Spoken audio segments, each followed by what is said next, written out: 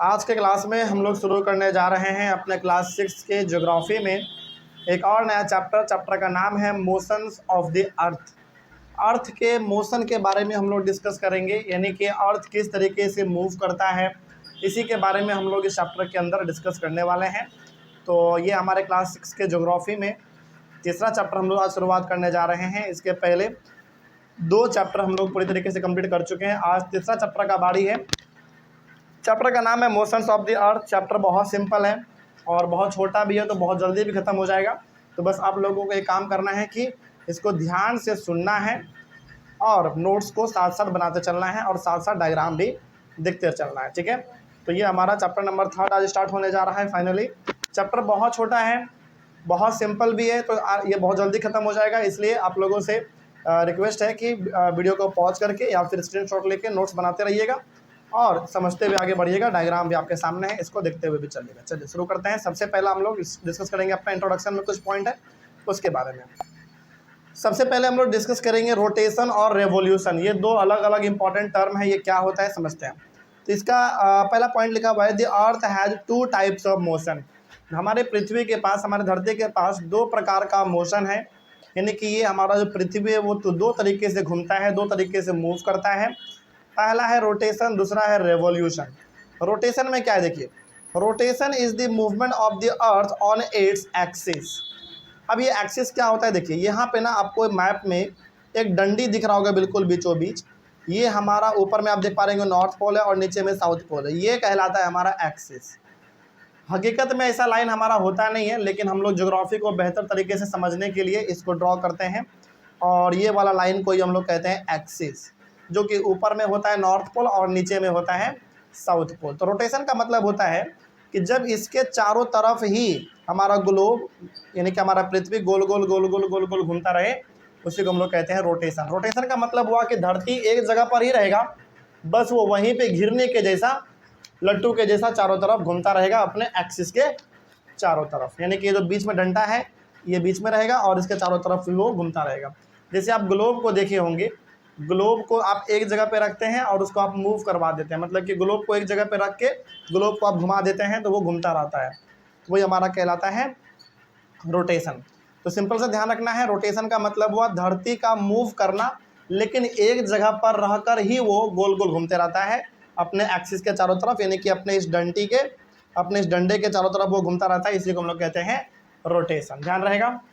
तो रोटेशन का सिंपल सा मतलब हो गया, एक बार फिर से बताते हैं क्योंकि इंपॉर्टेंट है। रोटेशन का सिंपल सा मतलब हो गया धरती का एक जगह पर ही चारों तरफ घूमना, घिरने के जैसा, लट्टू के जैसा, अपने ही जगह पर वो जब चारों तरफ घूमने लगेगा उसी को हम लोग कह देंगे रोटेशन। और ये किसके चारों तरफ घूमता है भाई, अपने ये जो डंडी है, डंडा है ये वाला, जिसको ऊपर में नॉर्थ पोल नीचे में साउथ पोल डिनोट किया गया है, इसको हम लोग एक्सिस बोलते हैं। इसके चारों तरफ ही वो गोल गोल गोल गोल एक ही जगह पर घूमता रहता है, इसी को हम लोग कहते हैं रोटेशन। अगला है revolution. Revolution is the movement of the earth around the sun in a fixed path और ऑर्बिट। जब हमारा पृथ्वी हमारा पृथ्वी जब सूरज के चारों तरफ घूमने लग जाए, यानी कि सूरज का चारों तरफ घूमने लग जाए, वही हमारा कहलाता है रेवोल्यूशन। तो सिंपल से ध्यान रखना है, रोटेशन का मतलब होता है धरती का अपने ही जगह पर घूमना, एक ही जगह पर वो घूमेगा। और रेवोल्यूशन का मतलब होता है धरती का सन के चारों तरफ घूमना, यानी कि यदि धरती सन के, सूरज के चारों तरफ चक्कर लगा रही है, घूम रही है, तो वो हमारा कहलाएगा रेवोल्यूशन। सिंपल है। तो रोटेशन का मतलब अपने ही जगह पे घूमना, किसके चारों तरफ घूमेगा, एक्सिस के चारों तरफ घूमेगा, यानी कि ये जो डंडी है एक्सिस जिसको हम लोग बोलते हैं, इसके चारों तरफ यदि घूमेगा तो वो रोटेशन कहलाएगा। और यदि सूरज के चारों तरफ घूमने लग जाए हमारा पृथ्वी, तो वो हमारा रेवोल्यूशन कहलाता है। इतना ध्यान रहेगा। चलिए अगला है हमारा ऑर्बिटल प्लान। ये ऑर्बिटल प्लान क्या होता है समझिए। The plane formed by the orbit is known as the orbital plan. The axis of the earth makes an angle of 66 whole 1/2 degree with its orbital plan. Orbital plan का मतलब क्या होता है देखिए, हमने अभी आपको बोला कि हमारा धरती जो है सन के चारों तरफ घूमता है, हमारा धरती सन के चारों तरफ घूमता है, तो वो जो घूमता है ना वो एक फिक्स्ड पाथ है, पहले से वो रास्ता बना हुआ है, उसी रास्ते पे घूमता है और उस रास्ते को हम लोग बोलते हैं, जिस पे वो घूमता है उसको हम लोग कह देते हैं ऑर्बिट। और घूमने से जो एक पैटर्न बनता है, घूमने से जो एक पूरा गोल प्रकार का स्ट्रक्चर बनता है, उसी को हम लोग कह देते हैं ऑर्बिटल प्लान। तो सिंपल से ध्यान रखना है, ऑर्बिटल प्लान का मतलब हो गया, बहुत सिंपल है, इसको ऐसे याद रखिए। ऑर्बिटल प्लान का मतलब हुआ धरती, ध्यान सुनिए बहुत इंपॉर्टेंट है, समझ में आएगा आपको।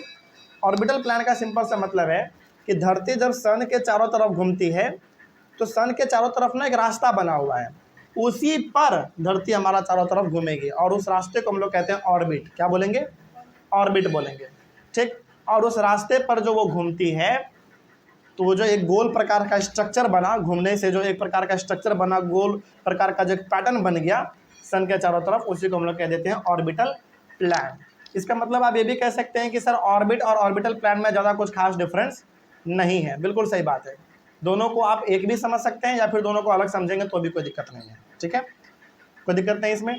तो सिंपल से ध्यान रखना है कि सन के चारों तरफ जो ऑर्बिट, सन के चारों तरफ जब हमारा पृथ्वी घूमेगा तो वो रेवोल्यूशन कहलाएगा, और जिस रास्ते पे घूमता है, जिस फिक्स्ड पाथ पे घूमता है, उसी को हम लोग कहते हैं ऑर्बिट, या फिर आप उसको ऑर्बिटल प्लान भी बोल सकते हैं। अच्छा एक बात और, क्या हमारा धरती बिल्कुल सीधा घूमता है?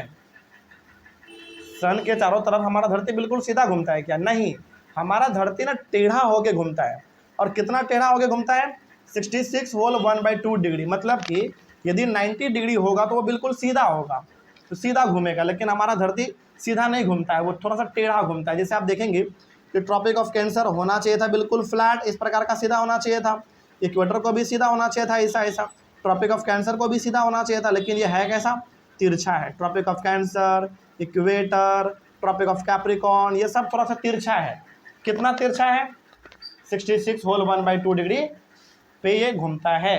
इसका मतलब यदि आपसे कोई पूछे कि बताओ हमारा जो पृथ्वी है वो जो चारों तरफ चंद्रमा हमारा पृथ्वी जो चारों तरफ सूरज का चक्कर लगाता है, क्या वो बिल्कुल सीधा होके लगाता है, 90 डिग्री में लगाता है? नहीं, वो थोड़ा सा टेढ़ा होके चंद्रमा नहीं, हमारा पृथ्वी टेढ़ा होके सूरज का चक्कर लगाता है, ठीक है। और कितना टेढ़ा होता है वो? 66 होल 1/2 डिग्री होता है। कोई दिक्कत नहीं इसमें, समझ में आया?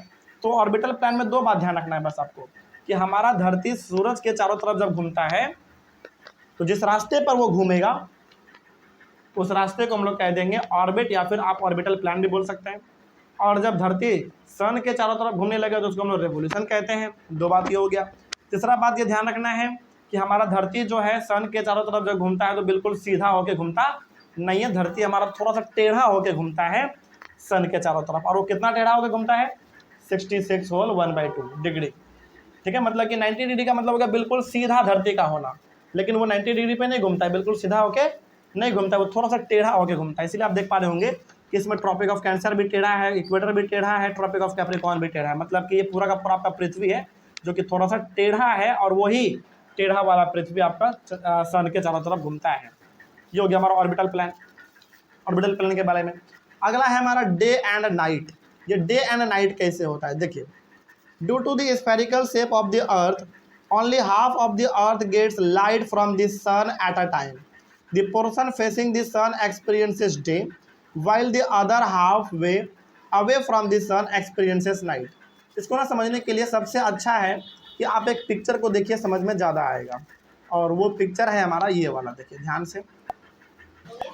इस वाले डायग्राम को आप देखेंगे तो बहुत कुछ आपको समझ में आ जाएगा कि ये देखो, ये हमारा पृथ्वी है। इसमें भी आपको साफ दिख रहा होगा कि ये पृथ्वी भी हमारा बिल्कुल सीधा नहीं है, यहाँ नॉर्थ पोल है और यहाँ साउथ पोल है, और ये थोड़ा सा टेढ़ा है। ये वाला लाइन जो है बिल्कुल बीचों बीच वाला, जिसको हम डंडी बोल रहे थे, ये हमारा एक्सिस है जैसा कि आपने पढ़ा, और ये बीच वाला हो गया आपका इक्वेटर। तो ये हमारा धरती थोड़ा सा टेढ़ा होके घूमते रहता है सन के चारों तरफ। लेकिन आप इसमें गौर कर पाएंगे कि सन हमारा यहाँ है, तो सन अपना प्रकाश तो छोड़ेगा ही, लेकिन एक टाइम पे धरती के आधा हिस्सा पे ही लाइट पहुँच पाता है, आगे वाले पे, पीछे वाले पे नहीं पहुँच पाता है। तो जहाँ पे लाइट अभी पड़ रहा है वहाँ पे दिन है, और जहाँ पे लाइट नहीं जा पा रहा है वहाँ पे नाइट है। फिर ये तो लगातार घूमता रहता है हमारा धरती। तो कुछ देर के बाद क्या होगा, कुछ घंटों के बाद ये पीछे वाला हिस्सा आगे आ जाएगा और ये आगे वाला हिस्सा पीछे चला जाएगा, ठीक है। तो इससे ये होगा कि जहाँ दिन था वहाँ रात हो जाएगा बाद में, और जहाँ रात था वहाँ पे क्या हो जाएगा बाद में, दिन हो जाएगा। तो इस प्रकार का हमारा ये कहानी चलता रहता है। तो वही यहाँ पे लिखा हुआ था कि due to the spherical shape of the earth, यानी कि अर्थ का जो इस प्रकार का शेप है, इसके वजह से होता क्या है only half of the earth gets light from the sun at a time, यानी कि एक समय पे सूरज का किरण धरती पे केवल एक समय पे आधा ही जगह पे पहुंच पाएगा। सिंपल से समझिए, धरती के ऊपर सनलाइट का जो रोशनी है, सनलाइट का जो प्रकाश है, वो धरती के ऊपर, धरती के आधा हिस्सा तक ही पहुंच पाएगा सनलाइट, क्योंकि उसका जो आगे का हिस्सा है वही केवल सन के तरफ है, पीछे का हिस्सा बहुत दूर है, जिसके वजह से सनलाइट वहाँ पहुँच नहीं पाता है। तो एक टाइम पे धरती के ऊपर सनलाइट आधे पोर्शन पे ही पड़ेगा, फिर अगले 12 घंटे के बाद दूसरे पोर्शन पे सनलाइट पड़ेगा। जहाँ पहले क्या था, अंधेरा था, वहाँ अब 12 घंटे के बाद दिन हो जाएगा, और जहाँ पे दिन था वहाँ पे रात हो जाएगा। तो ये खुद अपने जगह पे घूमता रहता है, तो जहाँ दिन था वहाँ रात हो जाता है, और जहाँ रात था वहाँ दिन हो जाता है। बस इतना ध्यान रखना है कि धरती के ऊपर एक टाइम पे आधा पोर्शन तक ही सनलाइट पहुँच पाता है। अगला वही बात यहाँ पे लिखा हुआ था, days and nights happen due to the rotation. ध्यान रखना है, दिन और रात जो होता है वो रोटेशन के वजह से होता है, यानी कि पृथ्वी अपने ही जगह पर घूमता है, जिसके वजह से जहाँ दिन था वहाँ बाद में रात हो जाएगा, और जहाँ रात था वहाँ बाद में दिन हो जाएगा। तो कोई पूछे कि बताओ दिन और रात किसके वजह से होता है, रोटेशन के वजह से या रेवोल्यूशन के वजह से? रोटेशन के वजह से। किसके वजह से? रोटेशन के वजह से। रोटेशन का मतलब अपने जगह पर ही घूमना, और रेवोल्यूशन का मतलब हो गया सन के चारों तरफ घूमना। तो सन के चारों तरफ तो घूमता ही है, लेकिन अपने जगह पर जब ये पृथ्वी हमारा चारों तरफ घूमेगा, इसके वजह से होगा दिन और रात। तो फिर बताइए, सन के चारों तरफ घूमने से क्या होगा पृथ्वी का? सीजन चेंज होता है। क्या होता है? सीजन, जैसे गर्मी है ना, जाड़ा, बरसात, पतझड़, ये सब अलग अलग सीजन है। ये होता है रेवोल्यूशन के वजह से। मतलब जब सन के चारों तरफ हमारा पृथ्वी घूमेगा तब सीजन चेंज होगा, लेकिन जब पृथ्वी अपने जगह पर ही घूमेगा तो दिन और रात होगा। ध्यान रहेगा इतना बात। चलिए आगे बात करते हैं। तो ये बात कहानी समझ में आ गया कि धरती के आधा हिस्सा पर ही एक टाइम पे रोशनी पहुंचेगा, तो जहां रोशनी पहुंचेगा वहां दिन होगा, जहां रोशनी नहीं पहुंच पाएगा वहां रात हो जाएगा। लेकिन 12 घंटे के बाद फिर यही स्थिति क्या हो जाता है, बदल जाता है। जहां रात था वहां दिन हो जाएगा, और जहां दिन था वहां रात हो जाएगा। तो ये कहानी हमारा चलता रहता है, और ध्यान रखना है कि पृथ्वी लगातार अपने जगह पे घूमता रहता है, इसके वजह से दिन रात हमारा 12 घंटे पे, मतलब 12 घंटे और 12 घंटे पे दिन और रात होता रहता है। अगला हमारा है सर्कल ऑफ इल्यूमिनेशन। अब समझिए कि सर्कल ऑफ इल्यूमिनेशन क्या है। देखिए बहुत इंपॉर्टेंट है, तो ध्यान से इसको समझिएगा। The circle that divides the day from night on the globe is called the circle of illumination. मतलब जब ये हमारा पृथ्वी गोल गोल घूमता है ना, तो गोल गोल घूमने से जो स्ट्रक्चर बनता है उसको हम लोग कहते हैं सर्कल ऑफ इल्यूमिनेशन। क्या बोलोगे?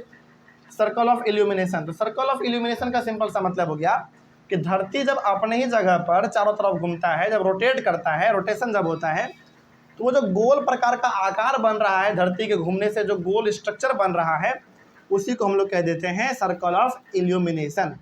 This circle does not collide with the axis. और ये जो गोल गोल घूमता है, ये जो सर्कल बनता है, इमेजिनरी सर्कल होता है, वो हमारे एक्सिस से टकराता नहीं है। कैसे टकराएगा भाई? ये तो हमारा एक्सिस बिल्कुल बीचों बीच में होता है, और धरती हमारा बिल्कुल गोल गोल गोल घूमता है, तो ये हमारे कभी एक्सिस से टकरा नहीं पाता है। ध्यान रहेगा ये बात। तो सर्कल ऑफ इल्यूमिनेशन कोई पूछे बताओ क्या होता है, तो सिंपल से बताना है कि धरती जब गोल गोल घूमता है, तो गोल गोल घूमने से बनता है सर्कल, गोल प्रकार का स्ट्रक्चर बनता है, उसी को हम लोग कहते हैं सर्कल ऑफ इल्यूमिनेशन। और वो सर्कल जो है कभी हमारे एक्सिस से टकराता नहीं है, क्योंकि एक्सिस हमारे धरती के अंदर पाया जाता है। और ध्यान रखना है, इसमें जो एक्सिस है वो भी एक इमेजिनरी लाइन ही है, ये भी हकीकत में नहीं होता है। लेकिन जो सर्कल बनेगा वो भी हमारा एक इमेजिनरी लाइन ही होगा, लेकिन दोनों एक दूसरे से कभी टकराएगा नहीं, दोनों कभी एक दूसरे से आपस में सटता भी नहीं है। चलिए अगला हमारा है अर्थ डे। अब ये अर्थ डे क्या होता है, चलिए समझते हैं ध्यान से। अर्थ डे क्या होता है? The earth takes about 24 hours to complete one rotation around its axis.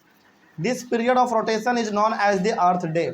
मतलब कि धरती के बिल्कुल बीचों बीच एक डंडी है, जिसको हम लोग कहते हैं नॉर्थ, ऊपर नॉर्थ पोल होता है, नीचे साउथ पोल होता है, और इस डंडी को हम लोग कह देते हैं एक्सिस। इस एक्सिस के चारों तरफ धरती हमारा एक बार घूमता है, कितने घंटे में? 24 घंटे में। तभी तो 24 घंटे में दिन और रात दोनों हो जाता है।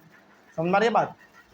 तो जब ये हमारा पृथ्वी अपने ही एक्सिस के चारों तरफ, यानी कि जब हमारा पृथ्वी अपने ही जगह पर चारों तरफ एक बार घूम जाए, मतलब एक बार पूरा घिरनी की तरह घूम जाए, नच जाए, तो उसको नचने में, घूमने में 24 घंटा समय लगता है। और इसी 24 घंटे में दिन और रात दोनों आप देख लेते हैं, और इसी 24 घंटे को हम लोग बोलते हैं अर्थ डे। क्या बोलेंगे? अर्थ डे बोलेंगे। तो ध्यान रखना है सिंपल सा कि धरती जब अपने ही जगह पर एक बार पूरा चक्कर लगा ले, और उसको चक्कर लगाने में लगेगा टोटल अपनी जगह पे कितना घंटा? 24 घंटा लगेगा।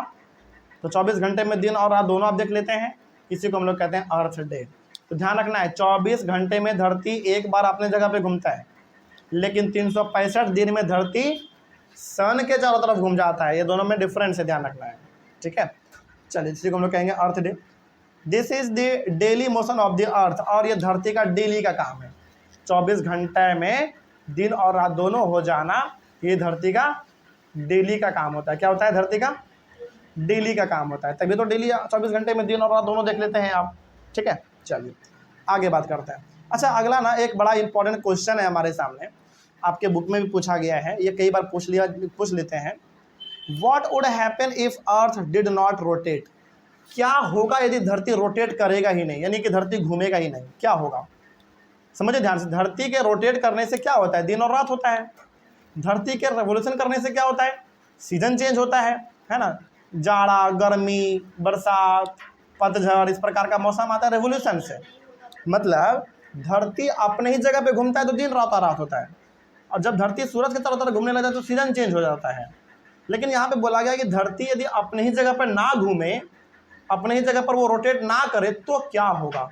तो देखते हैं, इसको 3 पॉइंट में डिस्कस किया गया है कि क्या होगा। देखो, if the earth did not rotate then the portion of the earth facing the sun would always experience day and bringing continuous warmth to the region। अब देखो, यदि मान लेते हैं कुछ देर के लिए कि धरती नहीं रोटेट करती है, नहीं घूमती है, तो होगा ये कि धरती के केवल एक हिस्से पे हमेशा के लिए सनलाइट पड़ता रहेगा, और वो जगह हमेशा गर्मी पैदा कर देगा, उस जगह पे हमेशा गर्मी रहेगा।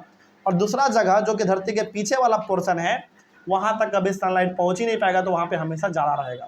मतलब सिंपल से समझिए कि धरती मान लो अभी घूम रही है, घूमते घूमते हमेशा के लिए वो रुक जाए, तो जो धरती का पार्ट सन के तरफ होगा, वहाँ पे तो हमेशा के लिए क्या हो जाएगा? दिन हो जाएगा। वहाँ पे हमेशा के लिए दिन हो जाएगा, और वहाँ पे हमेशा गर्मी पड़ता रहेगा। और जो पार्ट धरती के पीछे वाला रह जाएगा पीछे, वहाँ पे कभी धूप जा ही नहीं पाएगा, और वहाँ पे हमेशा अंधेरा रहेगा, हमेशा वहाँ पे ठंडा रहेगा। इसका मतलब आप बोल सकते हैं कि यदि हमारा धरती घूमना बंद कर दे अपने जगह पे, तो हमारे इस पृथ्वी पर 2 अलग अलग प्रकार के सिचुएशन आपको हर बार देखने को मिल जाएंगे। आधा पृथ्वी पे दिन और आधा पृथ्वी पे रात, आधा पृथ्वी पे बहुत गर्मी तो आधा पृथ्वी पे बहुत ठंडा, इस प्रकार का आपको देखने को मिल जाएगा। तो पहला चीज, धरती ना घूमने की वजह से क्या होगा? धरती ना घूमने की वजह से 2 चीज होगा। पहला कि आधा धरती पे केवल दिन होगा और आधा धरती पे केवल रात होगा। दिन कहाँ होगा? आगे वाले पोर्शन पे, जो कि सनलाइट जहाँ मिल रहा होगा, और पीछे वाले पोर्शन पे केवल रात होगा। पहला ये हो जाएगा। दूसरा क्या होगा? जिस पे सनलाइट पड़ रहा था आगे वाला हिस्से पे, वो हमेशा गर्मी वाला इलाका बन जाएगा, और जहाँ पे सनलाइट पहुँच ही नहीं पा रहा था, जहाँ पे हमेशा रात है, वो हमेशा के लिए क्या हो जाएगा? जाड़ा वाला जगह बन जाएगा, ठंडा वाला जगह बन जाएगा। ये पहला चीज होगा। अगला, other half portion would remain in darkness and be freezing or cold all the time। तो दूसरा वाला पार्ट है, जो पीछे वाला पार्ट है, वहाँ कभी सनलाइट पहुँच ही नहीं पाएगा, और जब सनलाइट नहीं पहुँच पाएगा तो इसका सिंपल सा मतलब है कि वहाँ पे हमेशा अंधेरा रहेगा, और वहाँ पे कभी गर्मी नहीं आएगा, बल्कि हमेशा वहाँ पे ठंडा रहेगा, जाड़ा रहेगा। ठीक है, Therefore in such extreme conditions life would not have been possible। और इस तरीके से पृथ्वी पर हम, आप, जानवर, कोई भी जिंदा नहीं रह पाएंगे। आप इमेजिन करो कि एक धरती का हिस्सा वो होगा जिसको हमेशा गर्मी ही मिलता रहेगा, हमेशा, क्योंकि वो आके क्या हो चुका है? अटक चुका है किधर की ओर? जिधर से सनलाइट मिल रहा है उधर की ओर आके अटक चुका है, वहीं पर रुक चुका है। तो जो धरती का पोर्शन जस्ट सन के सामने है, वो वाले पोर्शन हमेशा गर्म रहेंगे, और गर्म वाले जगह पे आप ज़्यादा देर तक टिक नहीं पाएंगे। और जो दूसरा वाला पोर्शन है वो हमेशा क्या रहेगा? ठंडा रहेगा, वहाँ पे हमेशा अंधेरा रहेगा। क्या लगता है कि ठंडे में भी आप सर्वाइव कर जाएंगे? नहीं, हमारे बॉडी के लिए ना ज़्यादा ठंडा चाहिए, ना ज़्यादा गर्मी चाहिए, हमारे बॉडी को दोनों चीज़ चाहिए बराबर की मात्रा में। लेकिन जब लंबे समय तक आपके बॉडी को केवल गर्मी या फिर जाड़ा मिलेगा तो आप सर्वाइव नहीं कर पाएंगे। यदि कोई पूछे कि बताओ यदि हमारा धरती रोटेट करना बंद कर दे तो क्या होगा, तो सिंपल सा बताना है कि धरती का आधा हिस्सा हमेशा दिन रहेगा और धरती का आधा हिस्सा हमेशा रात रहेगा, पहला ये बता देना है। दूसरा चीज़, धरती का आधा हिस्सा हमेशा गर्म रहेगा और आधा हिस्सा हमेशा ठंडा रहेगा, दूसरा ये बता देना है। तीसरा ये बता देना है कि ऐसे स्थिति में ना ही गर्म वाले जगह में आदमी टिक पाएगा और ना ही ठंडे वाले जगह पर टिक पाएगा, इसलिए धरती का रोटेट करना क्या है, जरूरी है, कंपलसरी है। ठीक है, इस तरीके से हमारे पहला वाला टॉपिक आज कंप्लीट हुआ, जो कि इंट्रोडक्शन था एक तरीके से। नेक्स्ट टॉपिक हमारा होगा रेवोल्यूशन। तो मिलते हैं हम लोग अपने अगले क्लास में। Thank you very much. Next topic हम लोगों को डिस्कस करना है चैप्टर के अंदर रेवोल्यूशन। पहले वाले क्लास में जो कुछ भी हम लोगों ने पढ़ा था वो चीज़ समझ में आ गया था। जैसे हम लोगों ने डिस्कस किया था कि धरती के पास दो प्रकार का मोशन होता है, पहला का नाम है रोटेशन और दूसरा का नाम है रेवोल्यूशन, ये हम लोग जान चुके थे। जिसके अंदर हम लोगों ने ये डिस्कस किया था कि जो रोटेशन होता है, रोटेशन का मतलब होता है कि धरती यदि अपने ही जगह पर गोल गोल गोल गोल घूमता रहता है उसको हम लोग कहते हैं रोटेशन, और जब धरती सूरज के चारों तरफ घूमने लग जाए उसको हम लोग कहते हैं रेवोल्यूशन। इसके बाद फिर हम लोग ऑर्बिटल प्लान भी समझ चुके थे, डे एंड नाइट किस वजह से होता है ये भी समझ चुके थे। तो डे और नाइट यानी कि दिन और रात किसके वजह से होता है, बताइए, रोटेशन या रेवोल्यूशन? रोटेशन के वजह से दिन और रात होता है। उसके बाद हम लोगों ने पढ़ा था सर्कल ऑफ इल्यूमिनेशन, फिर अर्थ डे। अर्थ डे का सिंपल सा मतलब था कि धरती अपने ही जगह पर एक बार पूरा वो घूम जाता है, कितने घंटे में, 24 घंटे में, इसी को हम लोग कहते हैं अर्थ डे। ये हम लोग डिस्कस कर चुके थे। फिर हम लोगों ने एक क्वेश्चन भी डिस्कस किया था कि क्या होगा यदि धरती घूमना बंद कर देगा। तो हमने यही बताया था आपको कि यदि धरती घूमना बंद कर देगा तो केवल एक साइड पे सनलाइट पड़ेगा और एक साइड पे सनलाइट नहीं पड़ेगा। तो जिस साइड पे सनलाइट पड़ेगा वहाँ हमेशा गर्मी रहेगा और जहाँ सनलाइट नहीं पड़ रहा है वहाँ हमेशा जाड़ा रहेगा। तो दोनों जगह पे जीना मुश्किल हो जाएगा, जहाँ पे जाड़ा पड़ेगा वहाँ भी जीना मुश्किल हो जाएगा और जहाँ पे गर्मी रहेगा वहाँ भी जीना मुश्किल हो जाएगा। तो दोनों के लिए बड़ा खतरनाक चीज़ था ये। तो धरती का मूव करना क्या है, धरती का घूमना बड़ा ज़रूरी है। कोई दिक्कत इसमें? चलिए नेक्स्ट टॉपिक जो हम लोगों को आज डिस्कस करना है वो है रेवोल्यूशन। चलिए शुरू करते हैं और देखते हैं कि रेवोल्यूशन में क्या लिखा हुआ है। ध्यान रखना है कि दिन और रात जो होता है वो रोटेशन के वजह से होता है, और सीजन जो चेंज होता है जैसे गर्मी, जाड़ा, बरसात, पतझड़, ये सब जो सीजन चेंज होता है वो किसके वजह से होता है, रेवोल्यूशन के वजह से होता है। ठीक है, आइए समझते हैं कि रेवोल्यूशन क्या होता है। देखिए पहला पॉइंट इसमें लिखा हुआ है कि revolution is the movement of the earth around the sun in a fixed path और ऑर्बिट। हमने कल भी आपको बताया था, आज भी डिस्कस करते हैं कि सन के चारों तरफ एक फिक्स्ड रास्ते पर, एक फिक्स्ड पाथ पर हमारा धरती घूमता रहता है, उसी को हम लोग कहते हैं रेवोल्यूशन। मतलब कि यदि धरती सूरज के चारों तरफ घूमती है, सिंपल समझिए, यदि धरती सूरज के चारों तरफ घूमेगी, सन के चारों तरफ घूमेगी, उसी को हम लोग कह देंगे रेवोल्यूशन। ठीक है, और ये जिस रास्ते पे घूमेगी वो रास्ता पहले से बना हुआ है और उसी रास्ते को हम लोग कहते हैं फिक्स्ड पाथ या फिर ऑर्बिट। आपको जो अच्छा लगे आप वो बोल सकते हैं। तो सिंपल सा कोई पूछे कि बताओ रेवोल्यूशन क्या है, तो सिंपल से बताना है रेवोल्यूशन का मतलब है कि धरती का सन के चारों तरफ घूमना, यानी कि धरती सन के चारों तरफ जब घूमती है इसी को हम लोग कहते हैं रेवोल्यूशन। अगला है द अर्थ टेक्स 365 बोल 1/4 डे, जिसका मतलब हो गया कि 365 डेज 6 आवर्स, यानी कि धरती एक बार टू रिवॉल्व अराउंड दिस सन, यानी कि धरती को एक बार चक्कर लगाने में सूरज का कितना दिन लग जाता है, 365 दिन और कितना घंटा, 6 घंटा। 365 दिन 6 घंटा धरती को समय लगता है सन का चक्कर लगाने में। इसका मतलब आप बोल सकते हैं कि 1 साल 6 घंटा। सिंपल से कहानी की तरह इसको समझिए, समझ में आ जाएगा। रटने की कोशिश करिएगा तो फिर भूल जाइएगा, बड़ा दिक्कत हो जाएगा फिर। तो सिंपल से ध्यान रखिए कि सन के चारों तरफ धरती घूमती है, इसको हम लोग कह देते हैं रेवोल्यूशन। और सन के चारों तरफ धरती घूमती है और वो पूरा एक चक्कर लगा लेती है सन का, वो भी कितने दिन में, 365 दिन में और 6 घंटे में, यानी कि 365 डेज और 6 आवर्स। ठीक है, अगला 6 hours saved every year and is added to the month of February to make a whole day। अब देखो ये जो 6 घंटा एक्स्ट्रा है ये हर साल 6 घंटा एक्स्ट्रा होगा, हाँ या ना। मतलब यदि सूरज के चारों तरफ धरती हमारा घूम रहा है वो कितने दिन में घूम रहा है? 365 डेज और एक्स्ट्रा कितना घंटा ले रहा है वो? 6 घंटा ले रहा है। यानी कि 365 दिन वो पूरी तरीके से ले रहा है धरती सन के चारों तरफ घूमने में, और 6 घंटा जो है वो एक्स्ट्रा ले रहा है। तो ये जो 6 घंटा है, ये 4 साल के बाद 6 घंटा 6 घंटा 6 घंटा 6 घंटा का आप जोड़ देंगे तो कितना हो जाएगा? एक दिन बन जाएगा, यानी कि 24 घंटा हो जाएगा। और यही हमारा जुड़ जाता है फरवरी में एक दिन एक्स्ट्रा। तो 28 के बजाय क्या हो जाता है वो दिन? 29 का फरवरी हो जाता है। यानी कि फरवरी जो है 29 डेज का होगा, 4 साल में मात्र एक बार। क्यों एक बार हुआ पता चल गया? सिंपल सा कहानी ध्यान में रखिए कि सन के चारों तरफ जो धरती घूमता है उसको घूमने में लगता है 365 दिन 6 घंटा। तो 365 दिन का तो मतलब हो गया प्रॉपर एक साल। ये जो 6 घंटा का समय है वो एक्स्ट्रा है। तो 4 साल जब हमारा धरती घूमेगा चंद्रमा नहीं, सन के चारों तरफ, तो हर साल 6 घंटा आपको एक्स्ट्रा मिल जाएगा। मान लो पहला साल घूमा तो 6 घंटा आपको मिल गया, दूसरे साल भी घूमा सूरज के चारों तरफ हमारा धरती तो 6 घंटा फिर मिल गया, फिर तीसरा साल भी घूमा 6 घंटा फिर मिल गया, फिर चौथा साल भी घूमेगा तो 6 घंटा आपको फिर से मिल जाएगा। इसलिए 4 साल का ये 6 घंटा आप जोड़ोगे तो कितना हो जाएगा?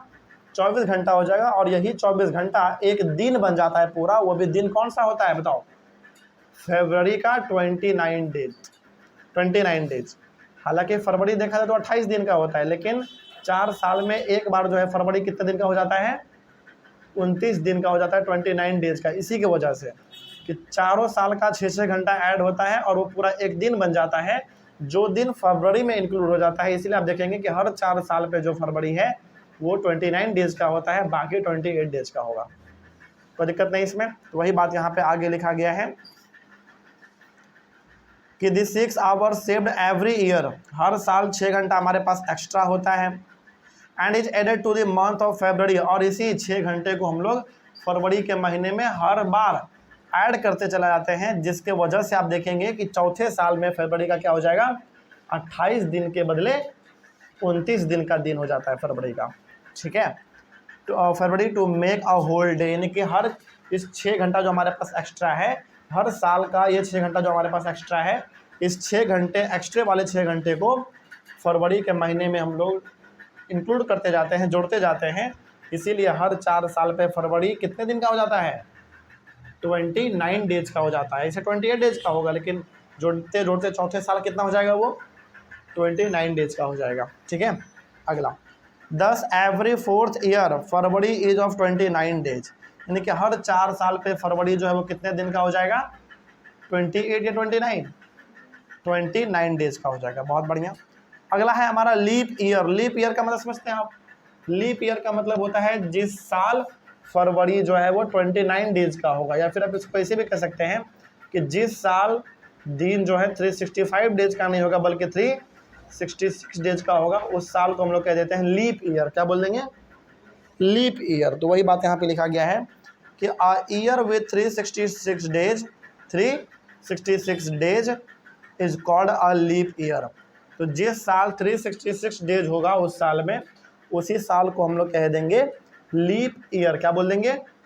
लीप ईयर बोल देंगे। ठीक है, और ये लीप ईयर किसके वजह से होता है भाई? फरवरी के वजह से होता है, क्योंकि फरवरी में ही एक दिन एक्स्ट्रा इंक्लूड हो जाता है हर 4 साल पे। इसीलिए हर 4 साल पे ही लीप ईयर आता है। इट मीन्स हर 4 साल पे ही जो साल है वो 366 डेज का होता है। ऐसे हमेशा 365 डेज का होगा। सिंपल है, बस आगे बढ़ते हैं। तो लीप ईयर का मतलब हो गया वो साल जिस साल में 365 डेज नहीं होगा, बल्कि उस साल में कितने दिन होंगे? 366 डेज होंगे। उस साल को हम लोग कह देंगे लीप ईयर। अगला है the earth revolve around the sun in an elliptical orbit and is inclined in the same direction. मतलब हमने आपको कल ये भी बताया था कि हमारा जो धरती है वो सूरज के चारों तरफ घूमती है। क्या सीधा सीधा घूमती है? नहीं, वो थोड़ा सा टेढ़ा होकर घूमती है। कितना डिग्री टेढ़ा भाई? 66 होल 1/2 डिग्री। कल का वाला क्लास याद है आप लोगों को? यानी कि हमारा धरती जो है सूरज के चारों तरफ घूमती है, ये सही बात है, लेकिन वो सीधा होके नहीं घूमती है, वो थोड़ा सा टेढ़ा होके घूमता है। हमारा जो धरती है वो थोड़ा सा टेढ़ा होके सूरज के चारों तरफ घूमता है। A year is divided into summer, winter, spring and autumn। यहाँ पे आप देख पा रहे होंगे कि ये हमारा पूरा का पूरा बीच में सन है, ये चारों तरफ हमारा धरती घूम रहा है। तो एक साल को जो है हम लोग 4 सीजन में डिवाइड कर देते हैं, समर, विंटर, स्प्रिंग और ऑटम। तो ये 4 सीजन है जो एक साल में पाया जाएगा। तो हम लोग ईयर को सीजन में डिवाइड कर देते हैं, वो भी 4 season. Seasons changes due to the change in the position of the earth around the sun. In other words, seasons changes due to the revolution of earth. मतलब कि सीजन चेंज क्यों होता है? सीजन चेंज होने के पीछे का सबसे बड़ा रीजन ये है कि हमारा लगातार धरती जो है वो अपना पोजीशन चेंज करता रहता है। यदि आप ध्यान से देखेंगे तो यहाँ पे यदि हमारा सन है तो एक जगह हमारा धरती यहाँ पे होगा, फिर कुछ महीने के बाद हमारा धरती यहाँ आ जाएगा, फिर कुछ महीने के बाद धरती यहाँ आ जाएगा, फिर यहाँ आ जाएगा। यानी कि धरती अपना जगह जो है वो चेंज करता रहता है, जिसके वजह से सीजन भी चेंज होता रहता है। इट मीन्स आप ये कह सकते हैं कि सीजन जो बदलता है वो रेवोल्यूशन के वजह से बदलता है। किसके वजह से बदलेगा? रेवोल्यूशन के वजह से बदलेगा। और रोटेशन के वजह से तो केवल दिन और रात होता है। सीजन यदि चेंज होगा तो वो किसके वजह से होगा? रेवोल्यूशन के वजह से हो जाएगा। ठीक है, और कितना सीजन?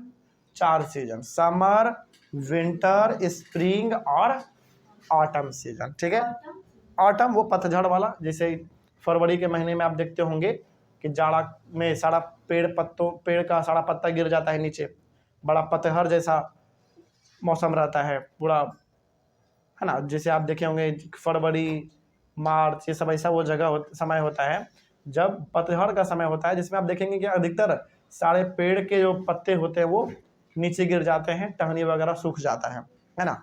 तो ये हो गया हमारा रेवोल्यूशन टॉपिक कंप्लीट। अगला है समर सॉल्स्टिक्स, फिर विंटर सॉल्स्टिक्स, ये सब मिलेगा। तो इसको हम लोग अपने अगले वाले क्लास में डिस्कस करेंगे। ये चीज़ समझ में आ गया? तो देखिए, रेवोल्यूशन में ना आपको 2-3 बात ध्यान रखना है अच्छी तरीके से। पहला पॉइंट ये ध्यान रखना है कि यदि हमारा धरती सूरज के चारों तरफ घूमेगा, यानी कि अर्थ सन का चक्कर लगाएगा, तो वो कहलाएगा रेवोल्यूशन। धरती कितने दिन में पूरा चक्कर कंप्लीट कर लेता है सन का? 365 दिन और एक्स्ट्रा कितना? 6 घंटा, यानी कि 365 डेज और 6 आवर्स में धरती एक चक्कर लगा लेता है सूरज का। तो 365 डेज का सिंपल सा मतलब हो गया 1 साल। ये जो 6 घंटा वो एक्स्ट्रा ले रहा है, ये हर साल 6 घंटा किस महीने में इंक्लूड हो जाता है? किस महीने में ऐड होता जाता है? फरवरी के महीने में। इसीलिए आप देखेंगे कि चौथे साल में जाके फरवरी का जो महीना है वो 28 नहीं बल्कि 29 दिन का होगा, क्योंकि हर साल 6-6 घंटा आप उसमें जोड़ते जा रहे हैं। तो चौथा साल कितना हो जाएगा? 24 घंटा हो जाएगा। इसलिए वो 24 घंटे का पूरा एक दिन बन जाता है। इसीलिए चौथे साल फरवरी का जो महीना होता है वो 28 दिन का नहीं बल्कि 29 दिन का होता है। ठीक है, और लीप ईयर का मतलब आपको ये ध्यान रखना है, वो साल जिस साल फरवरी का महीना कितने दिन का होगा? 29 डेज का होगा। इट मीन्स आप बोल सकते हैं कि साल का पूरा दिन जो है वो 365 ना होके बल्कि 366 डेज होगा। मतलब कि जिस साल 366 डेज हो जाए उस साल को हम लोग कह देते हैं लीप ईयर। क्या बोलेंगे? लीप ईयर बोल देंगे। ओके, और विंटर, समर, ऑटम, स्प्रिंग, ये सब जो सीजन चेंज होता है 4 अलग अलग प्रकार के, ये सीजन चेंज होता है किसके वजह से? रेवोल्यूशन के वजह से। और रोटेशन के वजह से तो दिन और रात होता है। चलिए, ये टॉपिक हमारा कंप्लीट हुआ। अगला हम लोग डिस्कस करेंगे अपना समर सॉल्स्टिस। तो मिलते हैं हम लोग अपने अगले क्लास में। Thank you very much. Next topic discuss करेंगे हम लोग अपने चैप्टर के अंदर समर सॉल्स्टिस। समर सॉल्स्टिस है, उसके बाद फिर विंटर सॉल्स्टिस है, और फिर हमारा इक्विनॉक्स। इसके बाद ये हमारा चैप्टर पूरी तरीके से खत्म हो जाएगा। ठीक है, आइए समझते हैं कि समर सॉल्स्टिस क्या होता है, विंटर सॉल्स्टिस क्या होता है। इन सब चीज़ों के बारे में ध्यान से समझेंगे। और ये वाला डायग्राम बड़ा इंपॉर्टेंट है, तो ये डायग्राम बहुत इंपॉर्टेंट है, इसको भी हम लोग साथ में देखते हुए चलेंगे। सबसे पहला हमारा है समर सॉल्स्टिस। देखिए क्या लिखा हुआ है। फर्स्ट पॉइंट इसमें लिखा हुआ है, on 21 June the northern hemisphere is tilted towards the sun. यदि हम लोग बात करें 21 जून का, यानी कि 21 जून का, तो 21 जून वो दिन है जब हमारा नॉर्दर्न हेमिस्फीयर यानी कि पृथ्वी का जो नॉर्थ वाला हिस्सा है, जो ऊपर वाला हिस्सा है, वो सन की ओर ज़्यादा झुका हुआ रहता है। कहानी समझ रही है? सिंपल से समझिए। देखिए, ये है हमारा समर सॉल्स्टिस, ये है विंटर सॉल्स्टिस। तो पहले हम लोग समर सॉल्स्टिस के बारे में बात कर रहे हैं, तो ये वाला डायग्राम आप देखेंगे ध्यान से। ठीक है, देखो होता क्या है। 21 जून वो दिन है जब हमारा नॉर्दर्न हेमिस्फीयर यानी कि पृथ्वी का जो ऊपर वाला हिस्सा है वो सन की तरफ थोड़ा ज़्यादा झुका हुआ रहता है। आप देख पा रहे होंगे कि डंटी को सीधा होना चाहिए था बिल्कुल इस तरीके से 90 डिग्री के साथ, लेकिन थोड़ा सा झुका हुआ है नॉर्थ की तरफ। यानी कि हमारा जो पृथ्वी है ऊपर का जो हिस्सा है पृथ्वी का, यदि नॉर्थ वाला हिस्सा वो धरती की सन की ओर ज़्यादा झुका हुआ रहता है 21 जून को। The rays of the sun fall directly on the Tropic of Cancer. As a result, these areas receive more heat. चूँकि ये हमारा धरती 21 जून को सन की ओर ज़्यादा झुका हुआ रहता है तो सनलाइट ट्रॉपिक ऑफ कैंसर पे सीधा सीधा पड़ता है, जिसके वजह से इस वाले पार्ट पे यानी कि नॉर्दर्न हेमिस्फीयर में यानी कि नॉर्थ वाले हिस्से में गर्मी ज़्यादा पड़ता है 21 जून को। ठीक है, आगे बात करते हैं। तो सिंपल सा ध्यान रखना है कि 21 जून वो दिन है जब हमारा धरती का ऊपर वाला हिस्सा यानी कि नॉर्थ वाला हिस्सा सन की ओर ज़्यादा झुका रहता है, पहला बात। दूसरा बात, चूँकि ये सन की ओर ज़्यादा झुका रहता है ऊपर का हिस्सा, जो ट्रॉपिक ऑफ कैंसर है ऊपर वाला पार्ट, ट्रॉपिक ऑफ कैंसर एक इमेजिनरी लाइन ही हम लोग पहले भी पढ़ चुके हैं। तो ट्रॉपिक ऑफ कैंसर सन की ओर ज़्यादा झुके हो जाने के वजह से वहाँ पे हीट ज़्यादा पड़ता है। अगला, the north pole is incline toward the sun and the places beyond the arctic circle experiences continuous day light for about 6 month. अब देखिए होता क्या है, चूँकि हमारा धरती का जो ऊपर वाला हिस्सा है नॉर्थ वाला वो सन की ओर ज़्यादा झुका हुआ है। ये झुका हुआ लगभग 6 महीने के आसपास तक इस तरीके से रहता है कि ऊपर वाले हिस्से पे 6 महीने तक ज़्यादातर डे लाइट होता है। डे लाइट का मतलब हो गया सिंपल सा कि वो 6 महीने तक वहाँ पे ज़्यादा एक तरीके से कह सकते हैं कि गर्मी पड़ता है। ठीक है, तो वही बात यहाँ पे लिखा हुआ था कि जो ऊपर वाला हिस्सा हमारा धरती का है वो सन की ओर झुके हुए हो जाने के वजह से, सन की ओर जो झुका हुआ है उसके वजह से इस नॉर्दर्न हेमिस्फीयर में जो भी कंट्री वगैरह पाए जाएंगे वहाँ पे लगातार 6 महीने तक डे लाइट होगा। डे लाइट का मतलब यहाँ पे केवल दिन होगा ये नहीं समझना है, वहाँ पे गर्मी थोड़ा ज़्यादा पड़ता है। ठीक ना। अगला, since a large portion of the northern hemisphere is getting light from the sun, it is summer in the north of the equator. चूँकि 6 महीने तक लगातार ऊपर वाले हिस्से को गर्मी मिलता रहता है तो नॉर्दर्न हेमिस्फीयर में यानी कि धरती का जो ऊपर वाला पार्ट है वहाँ पे गर्मी ज़्यादा पड़ता है लगातार 6 महीने तक। 21 जून तो वो ऐसा दिन है जिस दिन गर्मी का दिन सबसे बड़ा होता है। ठीक ना, ध्यान रखना है। तो ये जो हमारा धरती का ऊपर वाला हिस्सा है नॉर्दर्न हेमिस्फीयर यानी कि नॉर्थ वाला पार्ट, ये लगातार धरती जो है ऊपर वाला पार्ट लगातार सन की ओर झुके रहने के वजह से लगातार धरती के नॉर्थ वाले हिस्से पे 6 महीने तक गर्मी पड़ता है। On 21 June day are the longest and night are the shortest. फिर से 21 जून का बात आ गया क्योंकि ये वो दिन है जिस दिन बड़ा होता है लेकिन रात छोटा होता है, ध्यान रखना है। गर्मी का समय का बात हो रहा है। On 21 June day are the longest and night are the shortest. दिन बड़ा होता है और रात छोटा होता है 21 जून को। There is winter in the southern hemisphere. सारा सनलाइट कहाँ पड़ जा रहा है बताइए? नॉर्दर्न हेमिस्फीयर में पड़ जा रहा है, यानी कि सारा का सारा सनलाइट जो है वो कहाँ पड़ जा रहा है? 6 महीने तक लगातार नॉर्थ में पड़ जा रहा है। तो 6 महीने तक लगातार नीचे क्या रहेगा? फिर साउथ में विंटर रहेगा। सिंपल समझिए कि धरती का जो ऊपर वाला हिस्सा है वहाँ पे लगातार 6 महीने तक गर्मी होता है। धरती का जो ऊपर वाला हिस्सा है नॉर्थ वाला हिस्सा, वहाँ पे लगातार 6 महीने तक गर्मी होता है। तो जो नीचे वाला पार्ट हमारा बच गया यहाँ पे, वहाँ पे लगातार 6 महीने तक फिर क्या रहेगा? विंटर रहेगा। ऊपर में गर्मी 6 महीना और नीचे में 6 महीना विंटर यानी कि जाड़ा। ठीक है, अगला ये हो गया। अगला है हमारा the night are longer than the days. नीचे क्या होगा? रात बड़े होंगे और दिन छोटे होंगे। आप ऐसे भी देखते होंगे गर्मी के समय में दिन बड़ा होता है, रात छोटा होता है। लेकिन जाड़े के समय में बात करें तो दिन छोटा होता है और रात बड़ा। देखो गर्मी में होता क्या है, गर्मी में सिंपल सा दिन बड़ा होगा, रात छोटा होगा। लेकिन जाड़े में क्या होता है? रात बड़ा होता है और दिन छोटा होता है। तो ऊपर में रहेगा 6 महीने तक लगातार गर्मी, तो नीचे रहेगा 6 महीने तक लगातार ठंडा winter. This position of the earth is called the summer solstice. और धरती के इसी पोजीशन को हम लोग कहते हैं समर सोलिस्टिक्स, जहाँ पे 6 महीना लगातार ऊपर में गर्मी और 6 महीना लगातार नीचे में विंटर रहेगा। तो ऊपर हो गया summer in the northern hemisphere और नीचे हो गया south winter in the southern hemisphere, यानी कि नीचे साउथ है तो वहाँ पे विंटर होगा, ऊपर नॉर्थ है तो वहाँ पे समर होगा। और इसी चीज़ को हम लोग कहते हैं समर सोलिस्टिक्स। ऊपर में 6 महीना गर्मी तो नीचे में 6 महीना विंटर। और 21 जून वो ऐसा दिन है जिस दिन दिन बड़ा होता है सबसे ज़्यादा और रात छोटा होता है। ठीक है, चलिए ये हो गया हमारा समर सोलिस्टिक्स कंप्लीट। अगला है विंटर सोलिस्टिक्स। जिस तरीके से आपने समर के बारे में पढ़ा है उसी तरीके से हम लोगों को विंटर के बारे में भी पढ़ना है।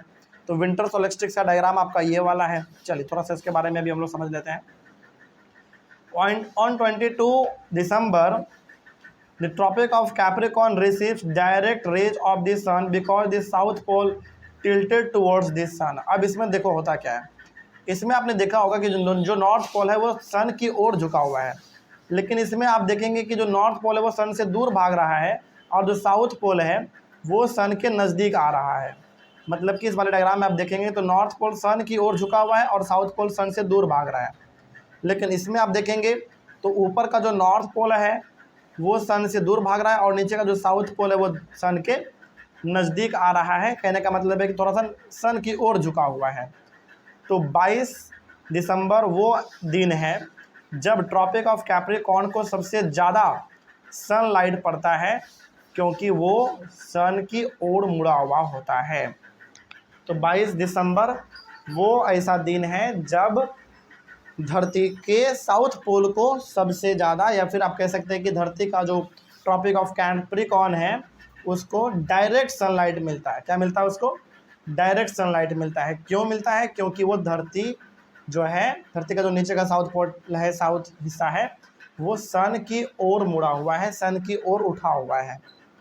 अगला, the sun rays fall vertically at the tropic of Capricorn.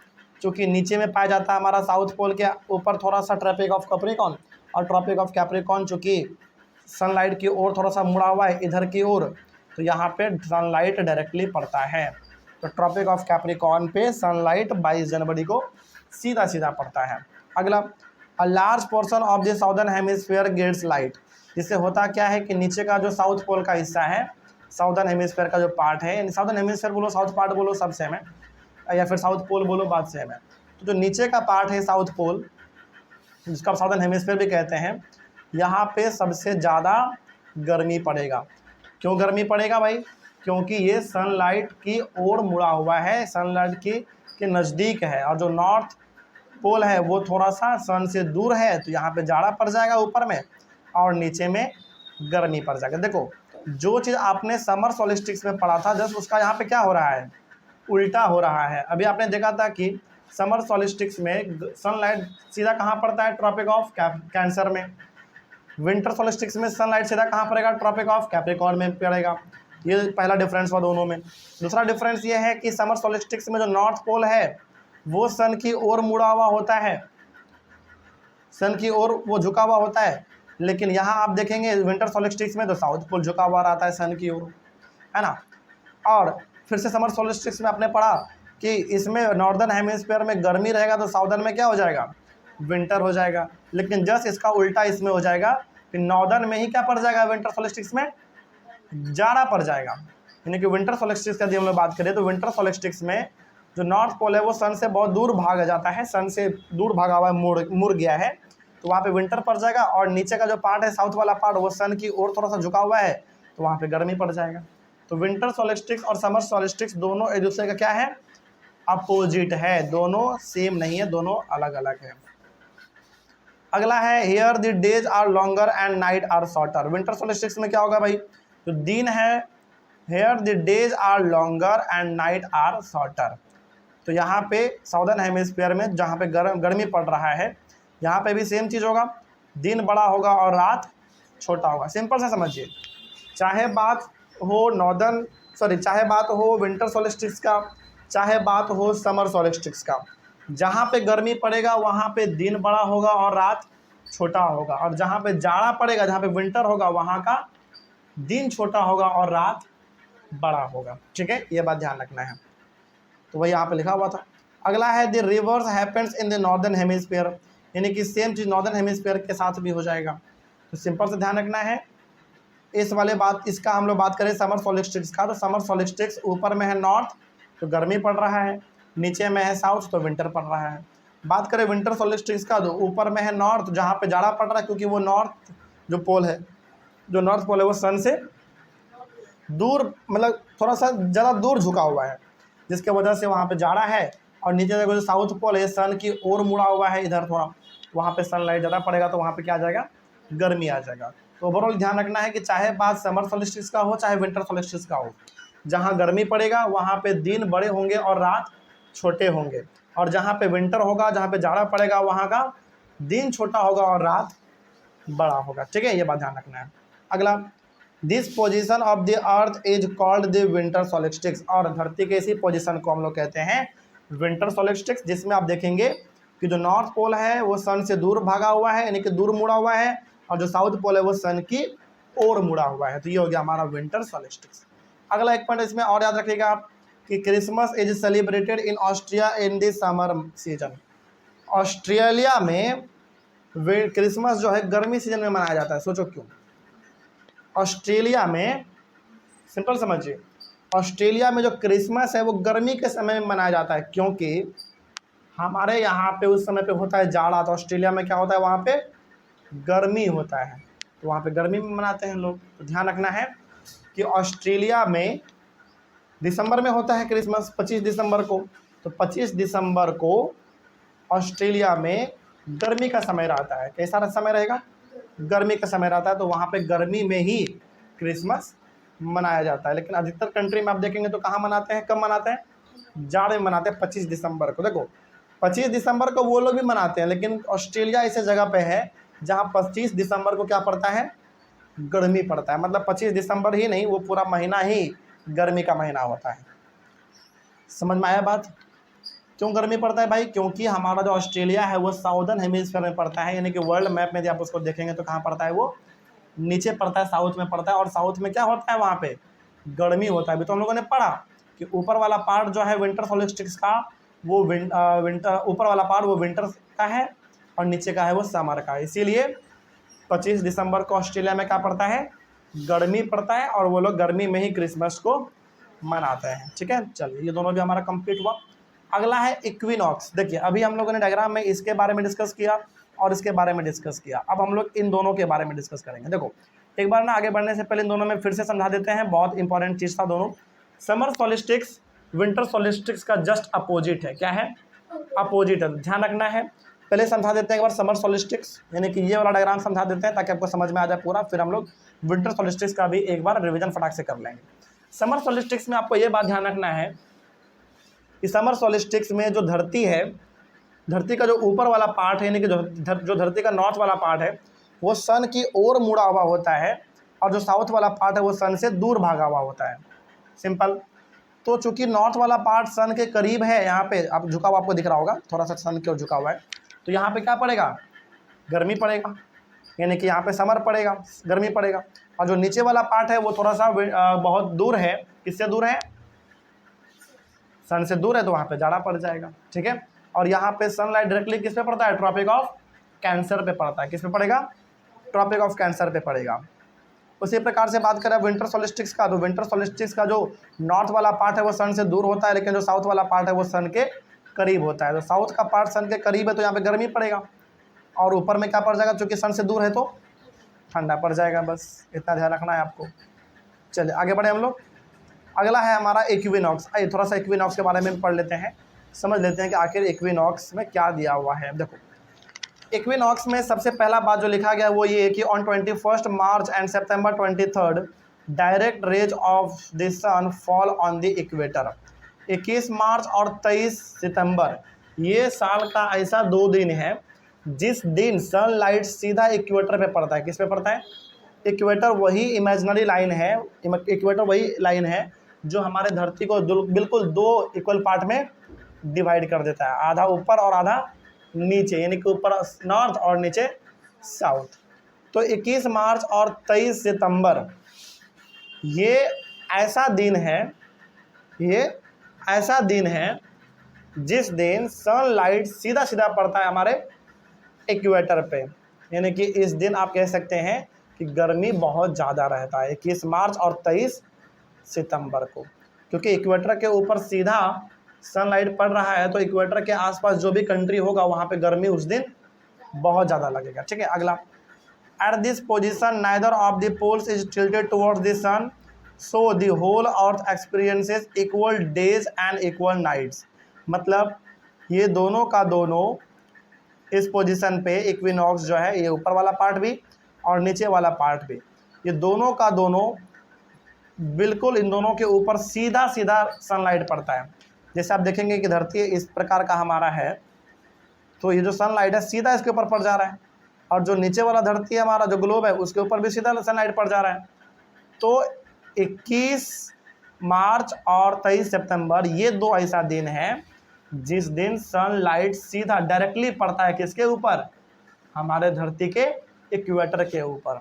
तो उस दिन चूंकि इक्वेटर के ऊपर ही सनलाइट पड़ रहा है, तो उस समय ना ही किसी जगह पे बड़ा रात बड़ा दिन होगा, बल्कि दिन और रात दोनों क्या होंगे, बराबर होंगे। क्या होंगे, बराबर होंगे। तो वही बात यहाँ पे लिखा गया था कि at this position neither of the poles is tilted towards the sun, मतलब कि इस पोजीशन पे ऊपर वाला मैप ग्लोब और नीचे वाला ग्लोब, इन दोनों में जरा सा भी मुड़ाव नहीं होता है, तो सनलाइट बिल्कुल सीधा पड़ता है। मतलब कि सनलाइट ग्लोब के ऊपर बिल्कुल सीधा पड़ता है। इस वजह से हर जगह पे दिन और रात क्या होगा, सेम होगा 21 और 23 मार्च को, ये दो ऐसा दिन है। This is called an equinox. Equinox इसी को हम लोग कहते हैं इक्विनॉक्स।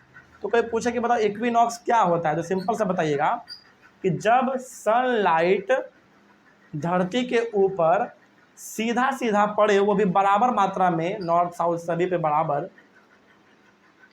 इससे होगा क्या, हर जगह पे दिन और रात सेम हो जाएगा, एक हो जाएगा। इसी को हम लोग कहते हैं इक्विनॉक्स। तो सिंपल सा ध्यान रखना है, एक बार इंपॉर्टेंट है, फिर से बता देते हैं।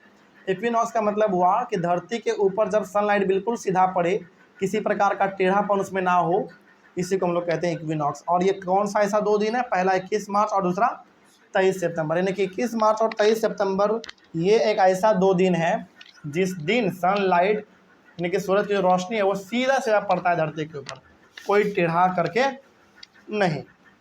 ठीक है, अगला, on 23 September it is autumn season in the northern hemisphere and spring season in the southern hemisphere. यदि हम लोग बात करें 23 सितंबर का यानी कि 23 सितंबर का, तो ऊपर में यानी कि नॉर्दर्न हेमिस्फीयर में 23 सितंबर को क्या रहता है भाई, स्प्रिंग सीजन रहता है। क्या रहेगा, स्प्रिंग सीजन रहेगा। और वही साउदर्न हेमिस्फीयर में सॉरी माय मिस्टेक 23 सितंबर को ऑटम सीजन रहता है, और नॉर्थ में और साउथ में जो है क्या हो जाता है, फिर स्प्रिंग सीजन हो जाता है। तो वही यहाँ पे लिखा हुआ होगा। इस वाले डायग्राम को आप ध्यान से देखिए, ये डायग्राम है 23 सितंबर वाला। तो ऊपर में नॉर्दर्न हेमिस्फीयर में पड़ता है ऑटम और नीचे पड़ जाता है स्प्रिंग। ऐसा क्यों हुआ, देखो, ऑटम का मतलब हुआ उस समय पे भी गर्मी आपको ठीक ठाक मिलेगा। ऑटम का मतलब हुआ कि उस समय पे भी गर्मी आपको ठीक ठाक मिलेगा। तो जितने भी ऑटम यहाँ पे पेड़ पौधे रहते हैं, सारे के पत्ते टूट जाते हैं ऑटम सीजन में, पतझड़ के सीजन में। लेकिन चूंकि नीचे वाला पोर्शन जो कि साउथ में है, वहाँ पे सनलाइट उतना नहीं पहुँच पाता, तो वहाँ पे कैसा मौसम रहता है, स्प्रिंग जैसा रहेगा। ठीक है, तो 23 सितंबर के दिन यदि आप गौर से देखेंगे तो आपको पता चलेगा कि नॉर्थ हेमिस्फीयर में ऑटम सीजन रहता है। 23 सितंबर का बात कर रहे हैं केवल हम लोग। 23 सितंबर के दिन नॉर्दर्न हेमिस्फीयर में ऑटम रहेगा, यानी कि ऊपर का जो पार्ट है नॉर्थ वाला पार्ट, वहाँ पे ऑटम सीजन रहेगा, पत्ते पेड़ से टूट के नीचे गिर रहे होंगे, और जो नीचे वाला पार्ट है वहाँ पे क्या होगा, साउदर्न हेमिस्फीयर हो जाएगा। क्या हो जाएगा, साउदर्न हेमिस्फीयर है, तो वहाँ पे स्प्रिंग सीजन हो जाएगा। मतलब कि वहाँ का पेड़ पौधा आपको बिल्कुल हरा भरा दिखेगा, पेड़ों में फूल दिखेगा, सब कुछ। ठीक है, अगला हम लोग बात कर लेते हैं फिर 21 मार्च का, यानी कि ऊपर वाला का बात करेगा। It is spring in the northern hemisphere, ऊपर में स्प्रिंग होगा, लेकिन नॉर्दर्न हेमिस्फीयर में स्प्रिंग सीजन हो जाएगा, और ऑटम हो जाएगा साउदर्न हेमिस्फीयर में। इसका मतलब आप यहाँ पे फिर से वही देख रहे होंगे कि जहाँ पे सनलाइट पड़ेगा, चाहे वो ग्लोब हमारा यहाँ नीचे हो या फिर ऊपर हो, जहाँ पे सनलाइट पड़ेगा वहाँ पे क्या आ जाएगा, ऑटम सीजन आ जाएगा। और जहाँ पे सनलाइट नहीं पड़ेगा वहाँ पे क्या आ जाएगा, स्प्रिंग सीजन आ जाएगा। तो यहाँ पे आप देख रहे होंगे इस वाले डायग्राम में कि ऊपर वाला जो पार्ट है ऑटम, वहाँ पे सनलाइट सीधा पड़ रहा है तो वो ऑटम हो गया। नीचे नहीं पड़ रहा है सनलाइट तो वो हो गया हमारा स्प्रिंग। सेम चीज़ यहाँ पे है, नीचे वाला जो पार्ट है वो उसमें ऑटम हो जाएगा, यानी कि साउथ वाला पार्ट जो वहाँ पे पतझड़ होगा तो ऊपर वाले पार्ट में स्प्रिंग हो जाएगा, है ना। तो ये चीज़ हमारा यही डिसाइड करेगा, मतलब कि धरती का जो पैटर्न है, धरती का जो घूमने का रफ्तार है, वही डिसाइड करता है कि कौन सी जगह पर गर्मी होगा, बरसात होगा, जाड़ा होगा, है ना। ये सब चीज़ वही लोग डिसाइड करते हैं। ओके, चलिए इस तरीके से हमारा ये टॉपिक और टॉपिक के साथ पूरा का पूरा चैप्टर भी कंप्लीट हुआ। क्या इस चैप्टर में आपको डाउट है? चलिए, तो बहुत छोटा चैप्टर था, बहुत सिंपल भी था, बस इसको आपको आराम से समझने की ज़रूरत है। तो ध्यान से एक बार फिर से समझा देते हैं। बहुत कुछ आपने आज की क्लास में समझा है, लेकिन इस डायग्राम को ही यदि आप देख लेंगे तो बहुत कुछ आपको समझ में आ जाएगा। तो पहले एक बार फटाक से रिवाइज करवाते हैं। देखिए, समर सॉलिस्टिक्स में आपने ये पढ़ा कि समर सॉलिस्टिक्स में जो धरती का ऊपर वाला पार्ट होता है कि नॉर्थ, वो सन की ओर झुका हुआ होता है, और जो साउथ वाला पार्ट है वो सन से दूर भागा हुआ होता है, यानी कि थोड़ा सा सन की से दूर रहता है, जिसके वजह से ऊपर वाले पार्ट में गर्मी हो जाता है और नीचे वाले पार्ट में ठंडा हो जाता है। ये हो गया हमारा बात समर सॉलिस्टिक्स का। विंटर सॉलिस्टिक्स में आपने ये पढ़ा कि जो धरती है उसका जो ऊपर वाला पार्ट है नॉर्थ का, वो सन से थोड़ा दूर होता है, लेकिन जो साउथ वाला पार्ट है वो सन के करीब होता है, जिसके वजह से ऊपर हो जाता है विंटर और नीचे हो जाता है समर। ठीक है, ये हो गया हमारा विंटर सॉलिस्टिक्स। उसके बाद बात करें इक्विनॉक्स का, तो इक्विनॉक्स में भी दो चीज़ें, यदि सनलाइट धरती के ऊपर बिल्कुल सीधा सीधा पड़े तो वो हमारा कहलाता है इक्विनॉक्स, जिसमें आप देखेंगे कि सनलाइट पहली बार ऊपर पड़ रहा है तो वहाँ पे पतझड़ हो जाएगा, और नीचे सनलाइट पहुँचने में टाइम लगता है तो वहाँ पे क्या हो जाता है, स्प्रिंग हो जाता है। स्प्रिंग सीजन मतलब ना ज़्यादा ठंडा और ना ज़्यादा गर्मी। उसी प्रकार से ऊपर भी हमारा एक और बार होता है, नीचे वाला पार्ट जो कि उसको सनलाइट थोड़ा ज़्यादा मिल रहा है तो वो हो गया ऑटम, और ऊपर वाला पार्ट को सनलाइट उतना नहीं मिल पा रहा तो वो हो गया हमारा स्प्रिंग सीजन। तो यही था हमारा 4 अलग अलग प्रकार के पैटर्न जो कि आपने समझा इक्विनॉक्स में। विंटर सॉलिस्टिक्स, समर सॉलिस्टिक्स और इक्विनॉक्स में ये दोनों का दोनों खत्म किया जाए। चलिए, इस तरीके से हमारा चैप्टर यहाँ पे खत्म होता है। ऑनलाइन पर बच्चे आप लोगों को किसी टॉपिक में कहीं पर डाउट वाउट रहा होगा तो एक बार कमेंट कर दीजिएगा। हम लोग मिलेंगे अपने चैप्टर अगले क्लास में फिर से एक नए चैप्टर के साथ और फिर से एक नई शुरुआत के साथ। तब तक के लिए thank you very much and have a nice day.